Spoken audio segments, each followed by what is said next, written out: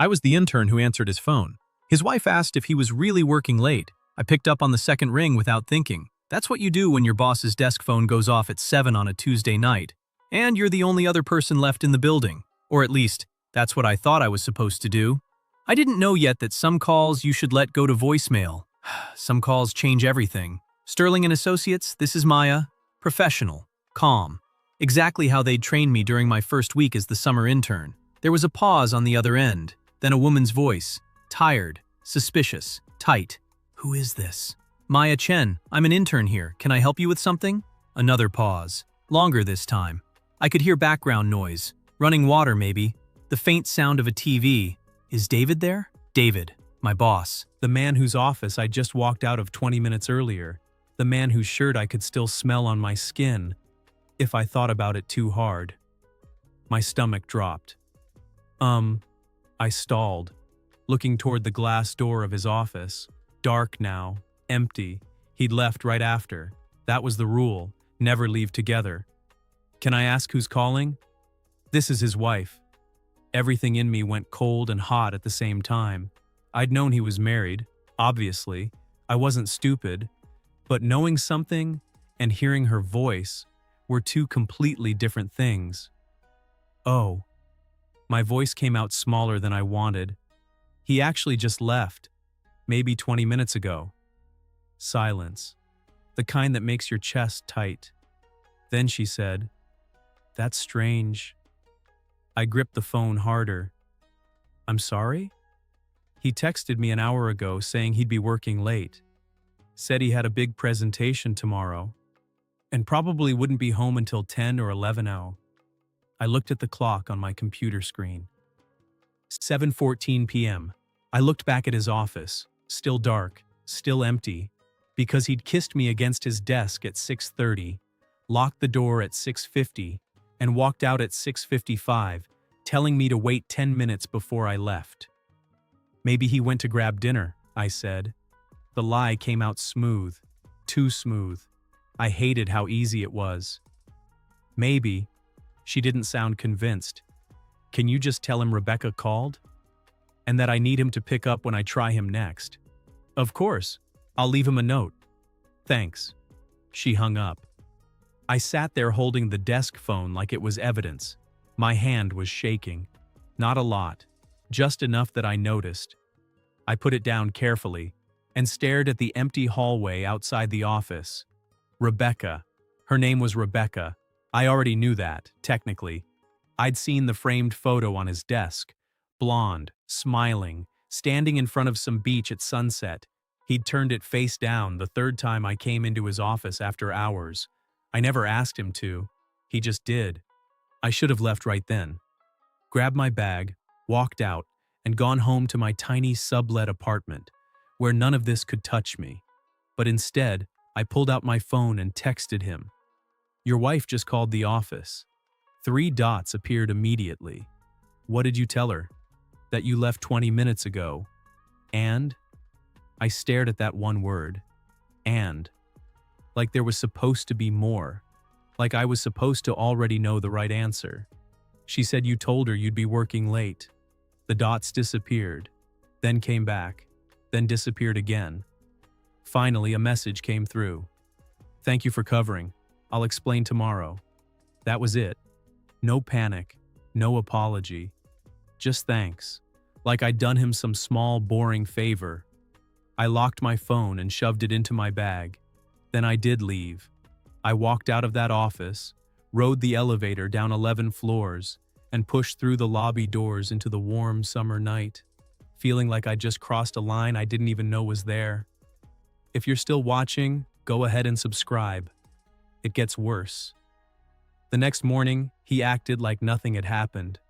I walked into the office at 8:30, and he was already there, coffee in hand, tie perfectly knotted, sitting in the conference room with 2 other associates, going over slides for the client pitch. He looked up when I passed, gave me the same polite nod he gave everyone, and went right back to talking. I sat at my desk and tried to focus on formatting a contract revision. But every few minutes I'd glance toward the glass wall of the conference room and catch him mid-sentence, gesturing at the screen, completely calm. It made me feel insane, like maybe I'd imagined the phone call. Maybe I'd imagined all of it. Around 10:30, my phone buzzed. My office. 5 minutes. I waited exactly 5 minutes, then walked in. He was standing by the window with his back to me, hands in his pockets, staring out at the skyline, like he was thinking about something important and far away. "Close the door," he said without turning around. I did. He turned then, and his face was different than it had been in the conference room. Softer, more like the version of him I'd started knowing after hours. "I'm sorry about last night," he said. I crossed my arms. "You don't have to apologize to me." "I do, though." He stepped closer. Not too close, just close enough that I had to look up slightly to hold his eyes. "You shouldn't have been put in that position." "Then why was I?" That landed harder than I meant it to. He exhaled slowly and ran a hand through his hair. It was the first time I'd seen him look actually rattled. "Because I didn't think she'd call the office. She never does." "Well, she did." "I know." He looked at me for a long moment. "What exactly did she say?" I repeated the conversation, word for word. He listened without interrupting, and when I finished, he nodded once, like he was filing it away. "She believed you," he said. It wasn't a question. "I don't know. Maybe." He stepped closer. This time, too close. Close enough that I could smell his cologne, the same one that had been all over me the night before. "Maya." His voice dropped. "I know this is complicated." "Complicated?" I almost laughed. "That's one word for it. I'm handling it." "Handling what? Your wife? Or me?" His jaw tightened. For a second I thought he was going to get defensive, but instead, he just looked at me, like I'd said something true and painful. "Both," he admitted quietly. That honesty hit me worse than a lie would have, because it meant he knew exactly what kind of mess this was, and he was doing it anyway. I should have walked out right then. That would have been the smart move, the clean move. But I didn't, because somewhere in the last 6 weeks, I'd stopped thinking of him as my boss and started thinking of him as the only person in this city who actually saw me, who listened when I talked, who made me feel like I mattered. I know how that sounds. I'm not defending it. I'm just telling you what it felt like. "When does this end?" I asked. He looked at me for a long time before answering. "I don't know." At least he didn't lie. 3 days later, she called again. This time, I saw his name on the caller ID before I picked up. I should have let it ring. I had zero reason to answer, but some stupid part of me thought, maybe if I didn't, it would look worse, like I was hiding something. So I answered. "Sterling and Associates, this is Maya." "Hi Maya, it's Rebecca again." Her voice was different this time, warmer, almost friendly. "We spoke earlier this week." "Right, hi.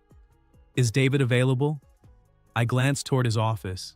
He was in there, door half open, on a call with someone else pacing near his desk. "He's on another line right now. Can I take a message?" "Actually, do you mind if I ask you something?" My throat went dry. "Sure. How late has he been working this week?"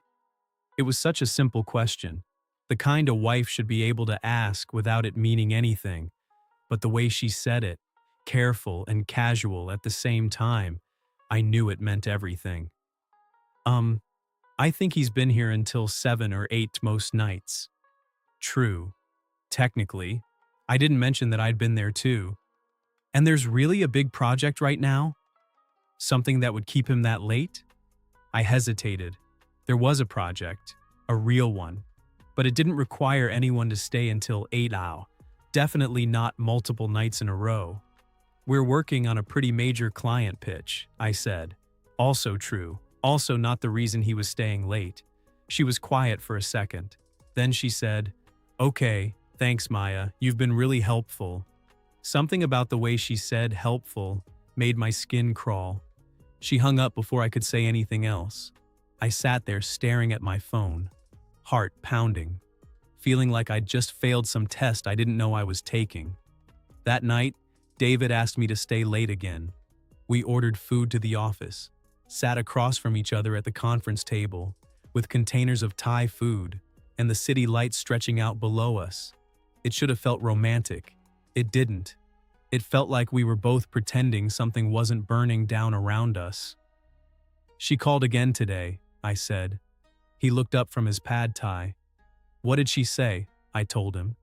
He listened, face unreadable, and when I finished, he just nodded and went back to eating.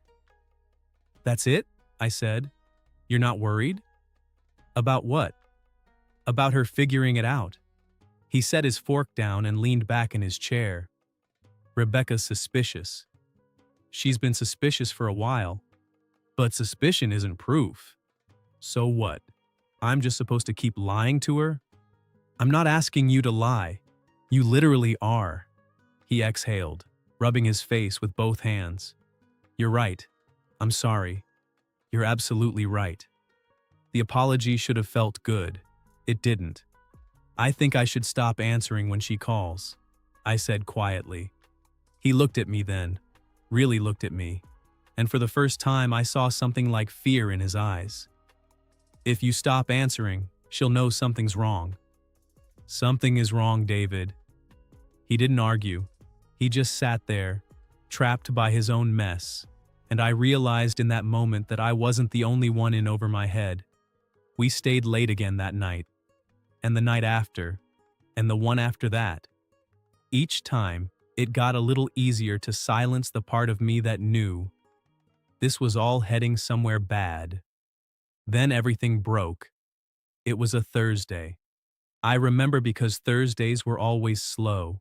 I was at my desk, halfway through reviewing a brief, when my phone rang. Office line. I picked up without checking. Sterling and Associates, Maya speaking. Hi, Maya. It's Rebecca. I froze. I'm actually downstairs in your lobby, she continued. Her voice was calm. Too calm. I was hoping I could come up and talk to David for a minute. Would you mind letting him know? My entire body went cold. Oh, sure.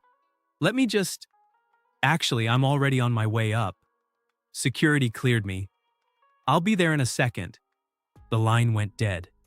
I shot out of my chair and practically ran to David's office. He was on his laptop, earbuds in, completely oblivious. I knocked twice, hard. He looked up, annoyed, then saw my face and pulled the earbuds out. Your wife is on her way upstairs right now. All the color drained from his face. What? She called from the lobby. Said security cleared her. She'll be here any second. Why didn't you… I didn't know she was downstairs, David. She just told me and hung up. He stood, running both hands through his hair, pacing in a tight circle. I'd never seen him rattled like this. It was almost satisfying. Almost. Okay. He was talking to himself more than me. It's fine. She's just dropping by. That's normal. It wasn't normal. We both knew it. Do you want me to leave? I asked. No, that'll look worse. Just act normal. Normal. Right. I went back to my desk and sat down, hands shaking, staring at my screen without seeing a single word. 30 seconds later, the elevator doors opened. She stepped out. Rebecca was smaller than I expected. Blonde, like in the photo, but with her hair pulled back in a ponytail. She was wearing jeans and a sweater, carrying a canvas tote bag over one shoulder. She looked nice, normal, not like someone about to blow up her husband's life. She smiled when she saw me. Maya? I stood. Hi, yes. It's so nice to finally put a face to the voice. She walked over and extended her hand. I shook it. Her grip was firm. David's just in his office, I said, voice barely steady. Great, thanks. She started toward his door, then stopped and turned back. Actually, Maya, Do you have a second? Everything in me screamed no. Sure. She stepped closer, lowering her voice like we were sharing a secret. I know this might sound strange, but has David seemed off to you lately? I blinked. Off? Distracted. Stressed. I don't know. She gave this small, embarrassed laugh. I'm probably overthinking. I just feel like something's been different and I can't figure out what. She was looking right at me. Not suspicious, not angry, just tired and confused and trying to make sense of something that didn't add up. And I realized in that moment that she didn't know. She suspected, maybe, but she didn't know. I could have told her. Right then, I could have said, yes, actually, something is different. He's been sleeping with me for the last 6 weeks and using late work nights as a cover, but I didn't. Instead, I said, I think he's just stressed about the client pitch. It's been a lot. She smiled, relieved. That makes sense. Thank you. Then she walked into his office and closed the door behind her. I sat back down at my desk, feeling like I'd just lit a fuse and walked away. I couldn't hear what they were saying. The office walls were thick, but I could see them through the glass. She was sitting in the chair across from his desk. He was leaning back, arms crossed, nodding. They looked normal, like any married couple having a normal conversation. After about 5 minutes, she stood. He walked her to the door. They hugged briefly. She waved at me on her way out. Nice meeting you, Maya. You too. And then she was gone. David stood in his office doorway for a long moment, staring at the elevator. Then he looked at me. His face said everything. Was she wrong for trusting me, or was I wrong for lying? Drop your answer in the comments. That night I went home and didn't answer his texts. There were 4 of them, then a 5th. We need to talk. I didn't respond. The next morning, I called in sick. I'd never missed a day before, not once. But I couldn't go back there. Not yet. Not while I could still see the look on her face when she'd thanked me for lying to her. Around noon, my phone rang. It was him. I let it go to voicemail. He called again an hour later, then again at 3. Finally, I texted him. I can't do this anymore. 3 dots. Then, can we please talk in person? No. Maya. I mean it, David. I'm done. The dots appeared and disappeared 3 times. Then, I understand. That was it. No fight, no bargaining, just understanding. I thought that would be the end of it. I really did. I thought I'd finish out my internship from a distance, avoid him as much as possible, and leave at the end of the summer with a decent reference and a lesson learned. But 2 days later, Rebecca called my personal cell phone. I don't know how she got the number. Maybe from HR. Maybe from his phone. It didn't matter. I stared at her name on my screen for 3 rings before I answered. Hello? Maya. Hi, it's Rebecca. Hi. My voice came out barely above a whisper. I'm sorry to bother you. I know this is your personal number. I needed to ask you something, and I didn't want to do it at the office. My heart was slamming against my ribs. Okay. There was a long pause. I could hear her breathing on the other end. Then she said, very quietly, Is my husband sleeping with you? The world stopped. I opened my mouth, closed it, opened it again. Rebecca, please don't lie to me. Her voice cracked. I already know. I just need to hear you say it. Tears were burning behind my eyes. I didn't know if they were for her or for me. Yes, I whispered. She let out this sound, not quite a sob, something worse, something that sounded like the air being let out of something that had been holding shape for too long. Okay, she said. Okay. Neither of us hung up. Finally, she said, How long? 6 weeks. Did he tell you he loved you? The question hit me like a slap. No. Good. That means he was at least honest about one thing. I didn't know what to say to that. "I'm sorry," I said, and I meant it. I meant it so much it hurt. "Yeah," she said. "Me too." She hung up. I sat there on my couch, phone in my lap, crying for the first time since all of this started. I didn't go back to the office after that. I sent an email to HR saying I needed to end my internship early for personal reasons. They didn't ask questions. David texted me once. She knows. I didn't respond. 3 months later, I saw the divorce filing in the public records. I don't know why I looked. Maybe I needed to see proof that it had all actually happened, that I hadn't imagined the whole thing. I never heard from either of them again. I still think about that phone call sometimes. The first one, when she asked if he was really working late, and I said yes. I think about how easy it was to lie, how smooth my voice sounded, how quickly I became someone I didn't recognize. I picked up on the second ring without thinking, and by the time I realized what I'd answered, it was already too late.